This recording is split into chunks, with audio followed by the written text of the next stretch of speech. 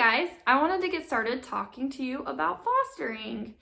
I think the best place to start is to first talk about what is fostering and when is it necessary.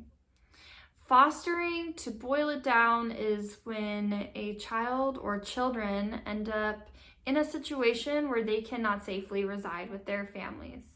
So they are removed and they are placed with a home that is licensed and trained to take care of them and to meet their needs. When does something like this become necessary? Well, there's a lot of reasons, and I will say that oftentimes those reasons feed into each other.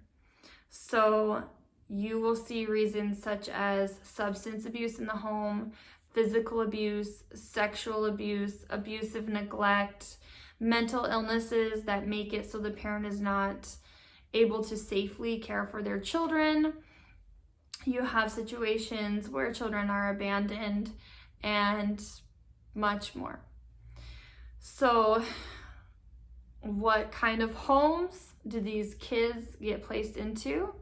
There are a variety of different foster homes. There is your basic licensed foster home, which is what me and my husband do. Essentially, we go through this process to become licensed, we get trained, and then we take children that we have never met in our life. We hear a little bit about them on a phone call before we say, yeah, we'll take them, or maybe we would be better fit for somebody else. But you also have homes that are considered kinship. And kinship does not have to go through a licensing process, at least not in Arizona. So kinship is considered family members, close family friends, school teachers, anybody essentially who has a relationship with that family and those children can be considered kinship. And children can go and live with them. You also have what is called licensed kinship. And that is when a kinship family chooses to get a foster license. And I would 100% suggest that to anybody who is kinship, because having a license opens you up to more resources to help you help the children in your care. You also have foster homes that are licensed, but they have special training. And so you have homes that are specialized in behavioral therapies, or they specialize in medically fragile children or children with special needs. And they are honestly so wonderful and so needed. But there are a variety of different foster homes out there. I would say probably the most common is either kinship or just, your basic average Joe like me foster license. So I think one of the most common questions that I hear is, what is that process like? What is it like to get licensed? And I, at some point, would like to make a video talking about all the components to get licensed, but to just quickly boil it down for you, in Arizona, you are licensed through an agency. And there are different agencies throughout the state, so you can call them and you can ask them questions. You can get a feel for them and then decide what agency you feel like fits you best. Once you pick an agency, they will do what they call an intake interview. So you will go in, you will sit down with a worker from the agency. They will ask you some questions. They're going to give you a heck of a lot of paperwork. If fostering is something you're interested in, then get used to paperwork because you're always filling it out. It's really not that bad though. But I would say when you first get licensed, that is a lot of paperwork. But since then, it hasn't been that bad.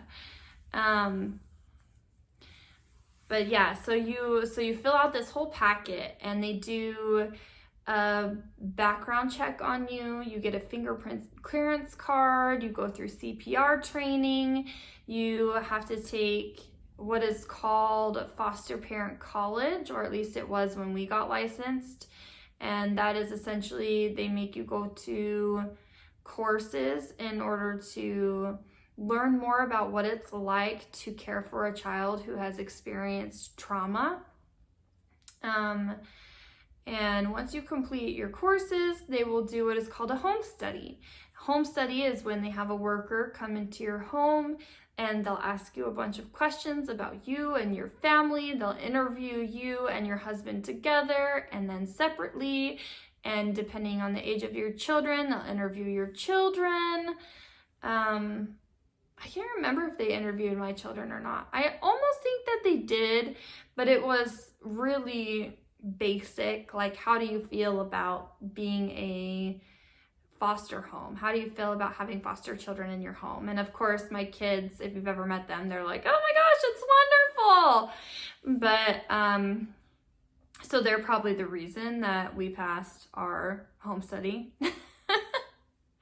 No, they're seriously great. But the home study can be intimidating to some people because they can ask you some tough questions about your background and about your past. But I will say it's important to remember, if you're going through the home study, those questions are asked so that they can better help you.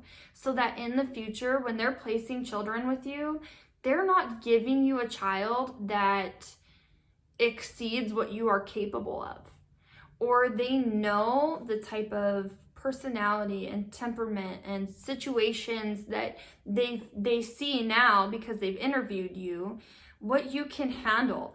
And it's actually a very good and very beneficial thing. But I think a lot of people are really intimidated by it. After the home study, they do a home inspection.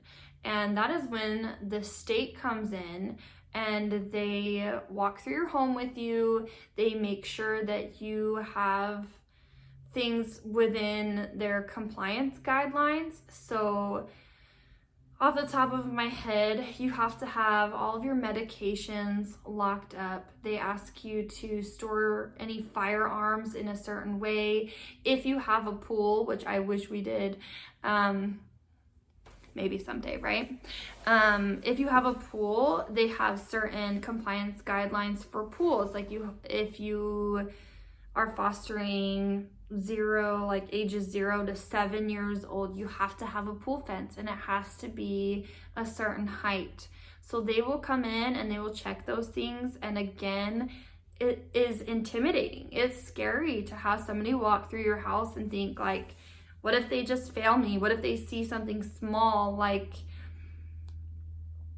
I don't know. I don't remember. I just had all these ridiculous thoughts when I was going through it, and you just get really nervous.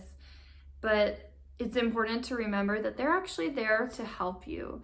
And maybe you don't have everything perfect, or maybe you're not sure if you're totally in compliance with everything. They'll let you know. And from my experience, they're very kind about it. We had a paint can out in our garage, and you're not supposed to have paint out. So he just was like, hey, can you go and put this in your locked cupboard? You know, he wasn't like, oh, failed, you're done, you can't be a foster parent. And I think a lot of people feel like that's the case, like that's what's gonna happen, is they're gonna say, oh, tough luck, you're done. But it's not like that. They're there to help you. They're there to see things that maybe you didn't see. And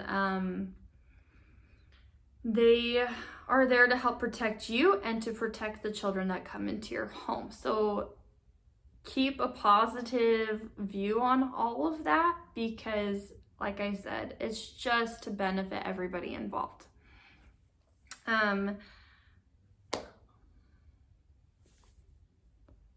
Other than that, after you pass your inspection and your home study, you've done all your coursework, you've had your background check, you've had your fingerprint clearance cards, and you've done all of the paperwork. They put together your file. They submit it to the state, and the state reviews it, and then they will approve your license to be a foster parent. And once that happens, you will start to receive phone calls about potential children to be placed in your home. So this is a long video, and I think that's all I'm gonna touch on today, but maybe next time we'll talk a little bit about the placement process and how that works on our end. I always found that very interesting, so I hope you guys will too. So stay tuned.